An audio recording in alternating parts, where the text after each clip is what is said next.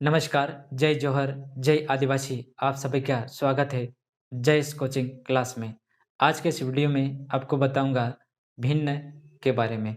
भिन्न से संबंधित सभी प्रतियोगिता परीक्षा में मैथ्स का चैप्टर है, पूछा ही जाता है और आपको अगर आपको आता भी होगा तो आप पूरा के पूरा समय में जो आपके लिए समय दिया जाता है, उस समय में नहीं कर पाते हैं प्रश्नों को हल। तो मैं आपको ऐसी ऐसी ट्रिक बताऊँगा जो एक ही ट्रिक में पूरा भिन्न कंप्लीट हो जाता है। ऐसी ट्रिक बता रहा हूँ, आप वीडियो को पूरा देखिएगा, ठीक है? ये वीडियो आप ही के लिए है और आप इस वीडियो को समझिए और उसके बाद में थोड़ा-सा हेल्प करिए कि आप को थोड़ा-सा समझ में आया तो इस वीडियो को लाइक करिए, सब्सक्राइब करिए और साथ-साथ इस जैस कोचिंग क्लास चैनल को सब्सक्राइब कर सकते हैं, है ना? चलिए देखिएगा पूरा वीडियो ध्यान से आपको मैं बता रहा हूँ जो अभी बात बोली है कि आप एक ही वीडियो, एक ही ट्रिक में आप पूरा के पूरा कॉन्सेप्ट के साथ में यह चैप्टर समझ पाएँगे, है ना? देखिए भिन्न का मतलब तो आप कई प्रकार से समझते होंगे, है ना? और पढ़ा भी होगा।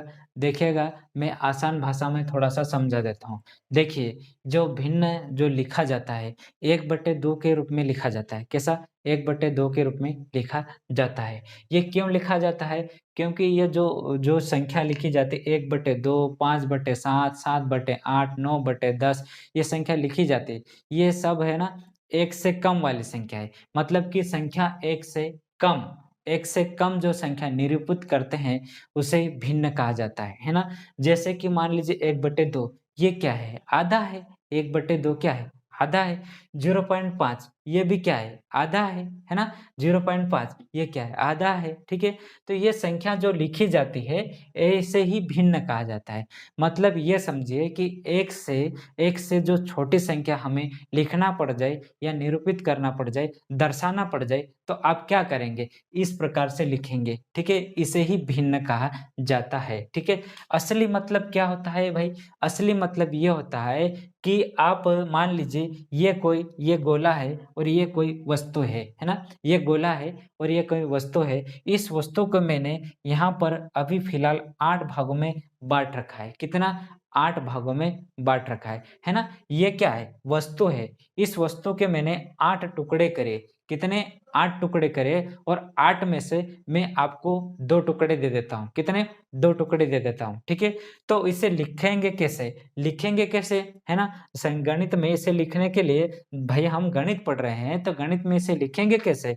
देखिएगा, जो टुकड़ा हमने जो 8 टुकड़े बनाए, उस टुकड़े को 8 जो नीचे लिखा जाता है। मतलब ये है कि जो टोटल रहता है, इस वस्तु का टोटल नीचे लिखेंगे और इस वस्तु का जो भाग हमने दिया है, जो अंश दिया है, आपको मैंने दिए 2 भाग दिए, तो मैं यहाँ पर 2 भाग लिख दूँगा और यहाँ पर कितने थे? यहाँ पर कितने टुकड़े थे? तो 8 टुकड़े थे, है ना?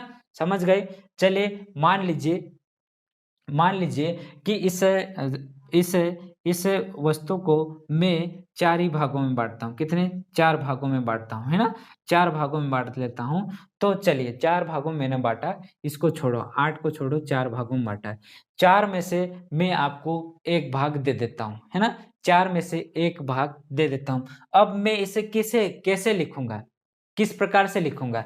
तो मैं क्या करूँगा 4 भाग थे, 4 टुकड़े थे, तो उस 4 को नीचे लिख दूँगा। मतलब कि ये कुल है, एक वस्तु का कुल पार्ट कितने हैं, है ना?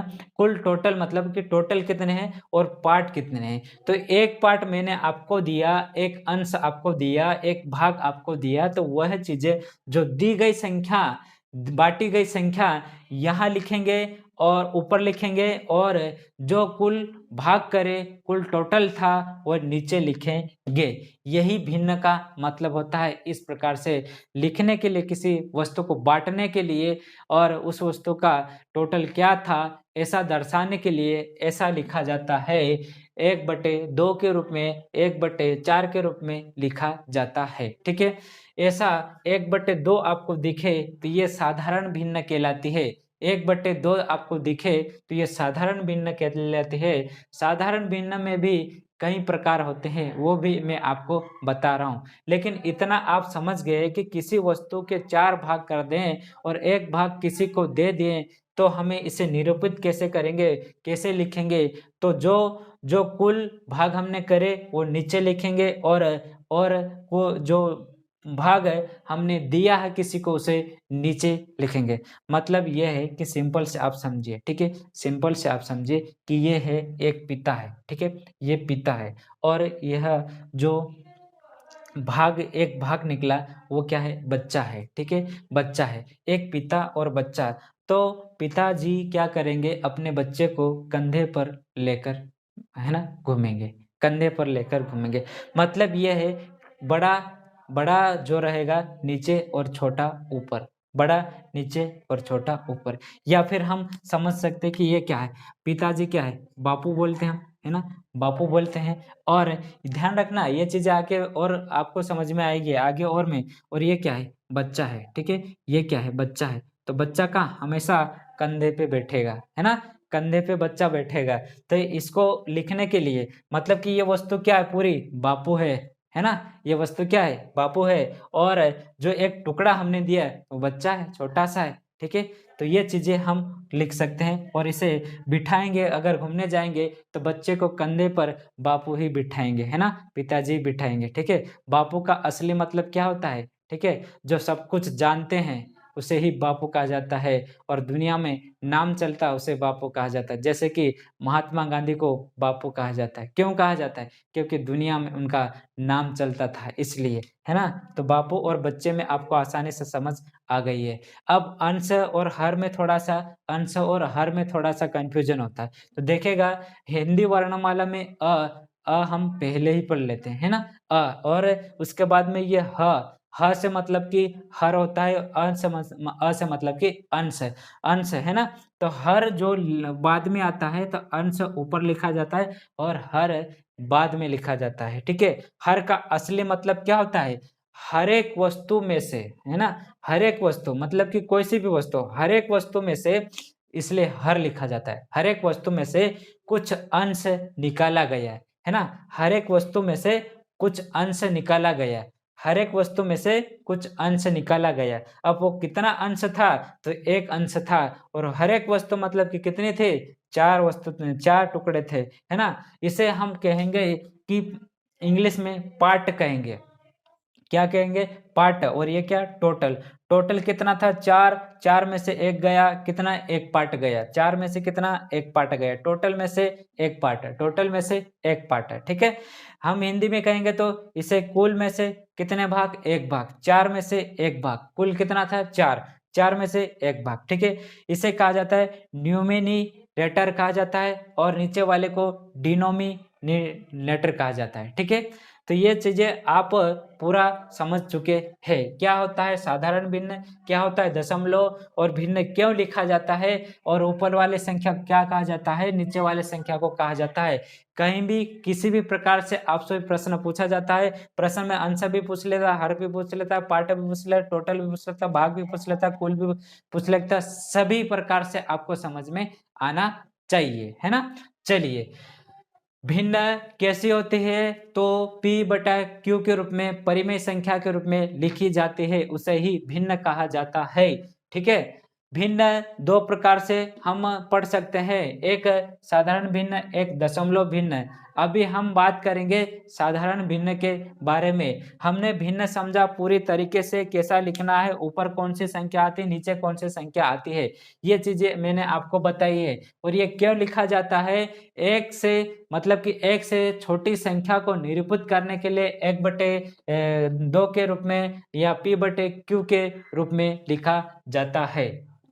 चलिए, मैं इसको रब करता हूँ और आगे साधारण भिन्न के बारे में बात करूँगा, उसके बाद में दशमलव भिन्न के बारे में बात करूँगा। आइए देखते हैं। बीच में छोड़ के जाएँगे तो आपको कुछ भी समझ में नहीं आएगा और जो मैं बोल रहा हूँ वो आप नहीं कर पाओगे, है ना? एक ही ट्रिक में नहीं कर पाओगे, देखिएगा। चलिए, ये क्या है? भिन्न है ना? हमने क्या लिखा? ये क्या है? भिन्न है। इस भिन्न को हम 2 भागों में बाँटकर पढ़ेंगे। एक होती है साधारण भिन्न। क्या होता है? साधारण भिन्न, है ना? इसका मतलब समझ जाना आप, है ना? चीज़ें समझ जाना, आप 100% आप हल कर लोगे, ठीक है? ये क्या है? दशमलव भिन्न। क्या है? ये दशमलव भिन्न, है ना? दशमलव भिन्न, भिन्न के 2 रूप है, साधारण भिन्न और दशमलव भिन्न, 2 रूप है ना? साधारण भिन्न और दशमलव भिन्न। चलिए, साधारण भिन्न में कौन-कौन से भिन्न आते हैं, है ना? कई बुकों में आप कई प्रकार से पढ़ते हैं, लेकिन मैं आपको असली अभी मतलब समझाता हूँ। देखिए, कई बुक में आपको 2 से 3 प्रकार सम या विषम, सम या विषम या उचित और अनुचित, है ना? ऐसे प्रश्न, उसका मतलब ही नहीं समझ पाते हैं। आप देखिएगा, देखिए, साधारण भिन्न में क्या-क्या होते हैं? एक होता है सम भिन्न, ठीक है? इसी समभिन्न को कहा जाता है, इसी समभिन्न को कहा जाता है उचित भिन्न। क्या कहा जाता है? इसी समभिन्न को उचित भिन्न कहा जाता है, ठीक है? इसी समभिन्न को उचित भिन्न कहा जाता है और इसी इसी उचित भिन्न को, इसी समभिन्न को पूर्ण भिन्न की भी कहा जाता है। इसका मतलब भी मैं आपको समझाऊँगा, अभी समझाता हूँ, ठीक है? पूर्ण भिन्न भी कहा जाता है, ठीक है? इसे कहा जाता है इंग्लिश में प्रॉपर भिन्न भी कहा जाता है। क्या कहा जाता है? प्रॉपर भिन्न की भी कहा जाता है। इन सब का मतलब एक ही है, सम सम, उचित, पूर्ण, प्रॉपर, सम, उचित, पूर्ण, प्रॉपर, ठीक है? दूसरी बात, एक भिन्न आती है विषम भिन्न, है ना? इसका मतलब भी मैं समझाऊँगा, ठीक है? विषम का मतलब ये नहीं कि संख्या विषम रहती है, नहीं, अलग प्रकार से होता है। ठीक है? एक इसे ही कहा जाता है अनुचित भिन्न। क्या कहा जाता है? इसे ही कहा जाता है अनुचित भिन्न। इसे ही कहा जाता है अपूर्ण भिन्न। इसे ही कहा जाता है अपूर्ण भिन्न। ठीक है? इसे ही कहा जाता है अपूर्ण भिन्न। इसे ही कहा जाता है इम्प्रॉपर भिन्न। इम्प्रॉपर भिन्न। ठीक है? इसे ही कहा जाता है इम्प्रॉपर भिन्न। है ना? फिर इसके बाद में यहाँ पर हम बात करें तो तीसरी भिन्न आती है, तीसरी भिन्न आते हैं मिश्र भिन्न। क्या आती है? मिश्र भिन्न। तीसरी भिन्न आती है मिश्र भिन्न, ठीक है? चौथी भिन्न आती है मिश्रित भिन्न। क्या कहता है? मिश्रित भिन्न। चौथी भिन्न क्या होती है? मिश्रित भिन्न। जो मिश्रित भिन्न होता है इसे इसे इसे संयुक्त भिन्न भी कहा जाता है। क्या कहा जाता है? इसे संयुक्त भिन्न भी कहा जाता है। मिश्रित भिन्न को संयुक्त भिन्न भी कहा जाता है या फिर मिक्स्ड भिन्न भी कहा जाता है इसे, ठीक है? अगली भिन्न की हम बात करें तो अगली भिन्न आती है सतत भिन्न। कौन-सी भिन्न? सतत भिन्न। सतत भिन्न, इसके बारे में भी मैं आपको बताऊँगा सतत भिन्न क्या होता है, ठीक है? इसके बाद में और आती है तुल्य भिन्न, ठीक है? कौन-सी आती है?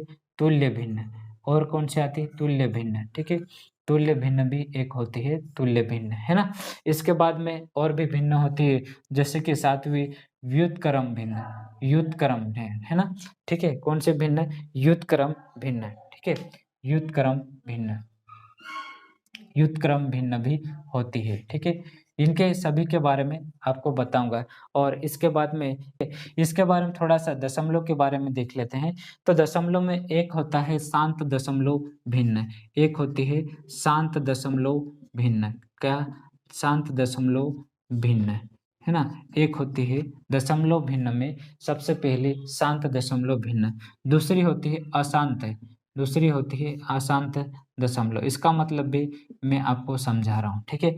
अशांत इसमें भी 1-2 प्रकार के होते हैं। अशांत में भी 2 प्रकार के होते हैं। एक होता है आवर्त भिन्न, आवर्त आवर्त अशांत, आवर्त, ठीक है? आवर्त अशांत अशांत भिन्न, है ना? और दूसरी होती है अनावृत, अनावृत, अनावृत, ठीक है? अनावृत, अशांत, इनका मतलब भी मैं आपको समझाता हूँ, ठीक है? तो दशमलव भिन्न में शांत होती है, अशांत होती है और शांत में भी आवृत और अनावृत भिन्न होती है ना? चलिए, इसका इतना प्रकार होता है साधारण भिन्न में।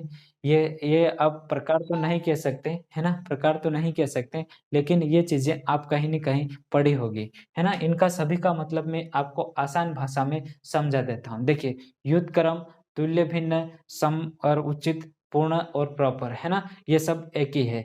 विषम भिन्न, अनुचित भिन्न, अपूर्ण भिन्न और इम्प्रॉपर भिन्न भी एक ही है। तो मिश्र भिन्न होती है, एक मिश्रित भिन्न या संयुक्त भिन्न होती है, एक सतत भिन्न होती है, एक तुल्य भिन्न होती है। इतने सारे भिन्न और भिन्न के नाम ये इस प्रकार से हैं, है ना? चलिए फिर मैं आपको एक-एक के बारे में बताता हूँ, है ना? इसको थोड़ा-सा मिटा देते हैं, इसको मिटा देते हैं, इसको हम बाद में पढ़ेंगे, अभी हम साधारण भिन्न के बारे में ही पढ़ेंगे, है ना? साधारण भिन्न के बारे में पढ़ते हैं, साधारण भिन्न के बारे में पढ़ते हैं। देखिए, सबसे पहले हम बात करें शुरू से ऊपर से नीचे तक, ठीक है? सबसे पहले हम बात करें तो व्युत्क्रम भिन्न की बात करें, व्युत्क्रम, ठीक है? व्युत्क्रम व्युत्क्रम भिन्न क्या होता है कि जैसे कि व्युत्क्रम भिन्न, जैसे कि आपको कोई कोई प्रश्न दिया जाता है 7/8, ठीक है? 7/8 तो इससे उल्टा कर देना, है ना? इसे उल्टा कर देना, ये हो जाएगा 8/7, ये व्युत्क्रम मतलब कि पलटाना, सीधी-सी बात पलटाना, है ना? समझ गए होंगे? तो व्युत्क्रम का मतलब उल्टा करना है। तो 7/8 को 8/7 लिख दीजिए, तो ये क्या हो जाता है? व्युत्क्रम हो जाएगा, है ना? ये समझ गए व्युत्क्रम का मतलब। इसके बाद में तुल्य भिन्न क्या होता है? तुल्य भिन्न क्या होता है? देखिए तुल्य भिन्न की मैं बात करूँ, तो इसमें क्या होता है कि जैसे कि मान लीजिए ये 5 है, 25 है और ये 35 है, ठीक है? ये क्या है? 35 है। अब इन दोनों संख्या में ऐसी संख्या का भाग देना पड़ता है जो एक ही संख्या होती है ना? तो मैं क्या करूँ इस संख्या में इन दोनों में ऊपर नीचे अंश बटे हर में क्या करूँगा एक ही संख्या से भाग दो। मान लीजिए मैं 5 से दूँ, है ना? तो 5 का भाग 5 बार जाएगा और 5 का भाग क्या आ जाएगा? 7 बार जाएगा, है ना? 5 का भाग 7 बार जाएगा और 5 का भाग 5 बार जाएगा, है ना? तो इसका मतलब ये हुआ कि किसी इन संख्याओं में एक ही संख्या से भाग देने पर जो संख्या आती है मतलब ये है कि इन संख्याओं को वापस से मैं भाग दूँ, है ना? ये तुल्य का मतलब इसके बराबर ये है, इसके बराबर इस संख्या इस भिन्न के बराबर ये हमने इसका मतलब समझ लिया कि 25 में और 35 में किसी एक ही संख्या का भाग जाता है, वो हमने आगे इसके बराबर में इसके तुल्य में लिखा, सामने लिखा और इसके बाद में हमने क्या करा वापस से भाग दिया, तो हमें वही संख्या प्राप्त ही हुई जो कि हमने इन संख्याओं में भाग दिया था, है ना? चलिए, आगे हम समझते हैं सम, उचित, पूर्ण और प्रॉपर। सम, उचित और पूर्ण और प्रॉपर इसके बारे बात करेंगे, ठीक है? सम भिन्न क्या होता है, उचित क्या होता है, पूर्ण क्या होता है? देखिए, भिन्न पूर्ण तभी होगी कुल किसी वस्तु के कुल जो भाग किए गए उसमें से एक भाग दिया जाता है। हमारा लिखने का तरीका ये होता है कि ऊपर भाग लिखते हैं और नीचे कुल लिखते हैं। ऊपर भाग लिखते हैं और नीचे कुल लिखते हैं। और ये हमारी कोई वस्तु है ना? ये हमारी कोई वस्तु है, इसे हम 4 भागों में बाँटा, तो एक भाग मैंने आपको दिए, तो मैंने आपको देने वाले भाग को क्या लिखा? ऊपर लिखा और जो ये टोटल भाग था, ये टोटल एक वस्तु थी, इस वस्तु के 4 टुकड़े किए वो यहाँ पर लिखा गया है। एक्चुअली में यह सबसे सही तरीका है। सबसे स मतलब कि भिन्न में लिखने का यह पूर्ण तरीका है, इसे अपूर्ण नहीं कह सकते, ऐसे ही लिखा जाता है ना? नीचे कुल और ऊपर भाग, है ना? नीचे कुल, ऊपर भाग, ऊपर अंश, नीचे हर, ठीक है? नीचे टोटल ऊपर पार्ट है, ठीक है? और न्यूमरेटर और डिनोमिनेटर, ठीक है? यही लिखा जाता है और यही सही तरीका है और इसे ही सही कहा जाता है ना? इसे ही सही कहा जाता है, इसे ही सम कहा जाता है, ध्यान रखना सम भी इसे ही कहा जाता है ना? इसका मतलब मैं अभी समझाता अब पूरा कॉन्सेप्ट बता देता हूँ। देखिए, सम का मतलब यही होता है ना? उचित का मतलब कि ऐसा लिखा जाता है भिन्न में तभी उचित रहेगा, है ना? इसी प्रकार से लिखा जाएगा तभी उचित रहेगा। इसे 4 बटे मतलब कि 1/4 को 4/1 लिखने में अनुचित रहेगा, है ना? अनुचित कहलाएगा, है ना? आगे पूर्ण इसी प्रकार से जब किसी कुल संख्या में से भाग निकालेंगे तो यह पूर्ण रूप से ऐसा ही लिखा जाएगा। पूर्ण रूप से ऐसा ही लिखा जाता है और इसे ही प्रॉपर कहा जाता है। इसे ही प्रॉपर भिन्न कहा जाता है। समझ रहे मेरा मतलब? नहीं समझे? अब ध्यान से समझना। देखिए है ना। मैंने आपको बच्चे और बापू का कंसेप्ट बताया था, है ना। ये क्या है? बापू, है ना। वस्तु क्या है? बापू है। उस वस्तु को 4 भागों में बाँटा। वस्तु क्या है? बापू है। उस वस्तु को 4 भागों में बाँटा। ले ये 4 लिख दिया। इसके इसके कितने? एक बच्चा है। कितना? मतलब कि एक किसी को मैंने एक पार्ट दिया, मतलब कि बापू का एक बच्चा है। वो कहाँ पर बैठेगा? कंधे पे बैठेगा। उचित रहेगा कि फादर के कंधे पे, यानी कि पिताजी के कंधे पे बच्चा ही बैठ सकता है ना। किसी फादर से अधिक उम्र वाला या वजन वाले को तो बिठा नहीं सकते, वो उठा नहीं पाएंगा। उचित रहेगा, यानी कि आप ये समझे कि बाप बच्चे को उठा सकता है ना। बच्चा बाप को नहीं उठा सकता, है ना। अनुचित हो जाएगा। उचित का मतलब ये है कि उचित का मतलब ये है कंधे पे, है ना, कंधे पे। तो ये उचित रहेगा, है ना। और इसे हम सम भी कह देंगे, सम सही है ना। इसे हम पूर्ण भी कह देंगे कि सही है, बच्चे को कंधे पे बिठाया जाता है ना। प्रॉपर भी कह सकते हैं, इसे प्रॉपर भी कह सकते हैं। अब तो समझ में आया होगा आपको, सम, उचित, पूर्ण, प्रॉपर, है ना। यानी कि अब आपको बुकों में क्या लिखा जाता है कि अंश अंश बुक में आपको अंश छोटा लिखा हुआ रहता है ना। और हर हर बड़ा ऐसा लिखा हुआ आता है। अंश छोटा और हर बड़ा, अंश छोटा और हर बड़ा, तो क्या कहलाएगी? सम, उचित, पूर्ण, प्रॉपर। सम, उचित, पूर्ण, प्रॉपर। सम, उचित, पूर्ण, प्रॉपर भिन्न कहलाएगी। समझ गए होंगे अब तो आप कि बापूजी बच्चे को उठा सकते हैं, है ना। बच्चा बापू को नहीं उठा सकता, वो अनुचित हो जाएगा। अब इसका उल्टा मतलब होता है, उल्टा मतलब जैसे कि मैं आपको बताया है कि बापू को बच्चा नहीं उठा सकता, मतलब ये है कि मान लीजिए ये 4/1 है ना, 4/1 ये अनुचित नहीं है। ये है क्या है? बापू है। बड़ा कौन है? बापू है। और नीचे कौन है? बच्चा।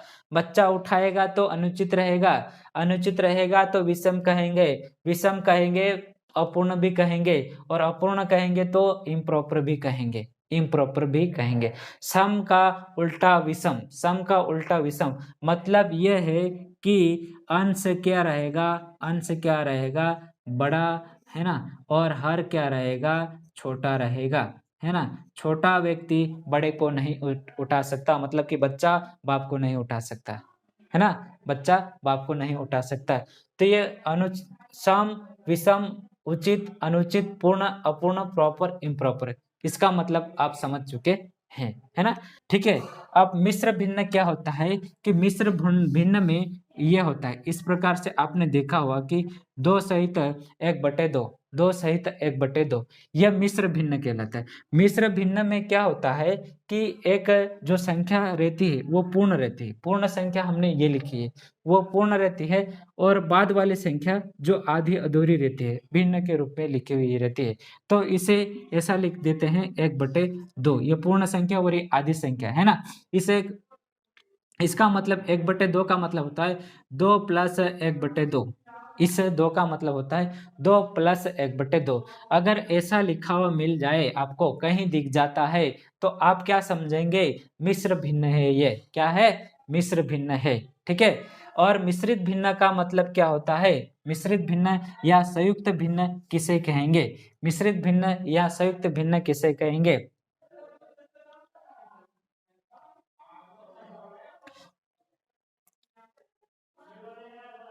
चलिए, मिश्रित भिन्न या संयुक्त भिन्न किसे कहेंगे? तो जैसे कि 1/2 और 2/3, है ना। ऐसा जो लिखा हुआ रहता है, भिन्न के नीचे भिन्न, भिन्न के नीचे भिन्न, मतलब कि अंश में भी अंश हर रहेंगे, भिन्न लिखी हुई रहती, और हर में भी अंश हर रहेंगे। इसे ही भिन्न कहते हैं। कौन सी? मिश्रित भिन्न या संयुक्त भिन्न कहा जाता है। मिश्रित भिन्न या संयुक्त भिन्न कहा जाता है। ठीक है। इस प्रकार से अगर आपको इस फॉर्म में लिखी हुई मिलती है भिन्न, तो आप क्या कहेंगे? यह मिश्रित भिन्न है। इसके बाद में हम अगली बात करते हैं, तुल्य भिन्न की हमने बात कर ली है, सतत भिन्न की हम बात करते हैं। तो जैसे कि 1 + 1/2, ठीक है। फिर उसके बाद में 1 + 2, ठीक है, 1 + 2 और 1 + एक सहित दो। ये इस प्रकार से लंगड़ा भिन्न भी कहा जाता है, इसे सतत भिन्न भी कहा जाता है। इस फॉर्म में अगर आपसे लिखी हुई रहती है वो भिन्न क्या कहलाती है? सतत भिन्न। आई होप मैंने आपको सभी प्रकार के भिन्न के बारे में बताया है। अगले वीडियो में आपको इनके सभी के सभी जो नंबर किस प्रकार से बनते हैं जो पहचानना रहेगा कि ये कौन से भिन्न है, और इसके बारे में अगली वीडियो में आपको बताऊँगा। अभी इस वीडियो में इतना ही। अगले वीडियो में आपको ट्रिक भी बताऊँगा और चीज़ें भी बताऊँगा। मैंने आपको यहाँ पर सिर्फ़ कॉन्सेप्ट बताया कि क्या चीज़ है। यह वीडियो देखने के बाद में अगला वीडियो ज़रूर देखना है, ठीक है? आपको अच्छा-सा समझ में आया होगा, और अगर आया है तो चैनल को सब्सक्राइब कर लीजिए। जेएस कोचिंग क्लास चैनल को नीचे रेड कलर में सब्सक्राइब लिखा हुआ आएगा, उसे दबा दीजिए और ऑल क्लिक बेल आइकन पर दबाकर कर सकते हैं आप। और इसके बाद में आप अपने दोस्तों के साथ में शेयर करें और लाइक ज़रूर करें। थैंक यू, धन्यवाद। जय आदिवासी, जय जोहार, जय युवा शक्ति। आपको अगला वीडियो तुरंत